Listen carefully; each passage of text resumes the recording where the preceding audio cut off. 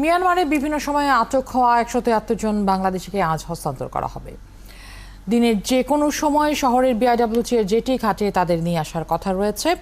মিয়ানমারের রাখাইন রাজ্যের সিতুয়ে কারাগার থেকে দেশের পথে রওনা হয়েছেন ১৭৩ জন বাংলাদেশি। তাদের মধ্যে ১২৯ জন কক্সবাজার, ৩০ জন বান্দরবন, ৭ জন রাঙ্গামাটি এবং ১ জন করে খাগড়াছড়ি, নোয়াখালী, নারায়ণগঞ্জ, চট্টগ্রাম, রাজবাড়ী, নরসিংদী ও নীলফামারী জেলার বাসিন্দা রয়েছেন। এদিকে মিয়ানমারের সেনা ও সীমান্তরক্ষী বাহিনীর বিজিপির ২৮৫ জন সদস্য রাখাইন থেকে পালিয়ে এসে এই মুহূর্তে বাংলাদেশের সীমান্তরক্ষী বাহিনীর হেফাজতে রয়েছে।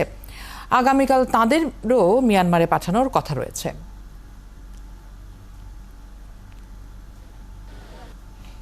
পরশুদিন আমাদেরকে থানা থেকে ফোন করছে যেন তোমাদের আত্মীয় স্বজনকে নিয়ে আসো, ওরা অমুক তারিখে চলে আসবে।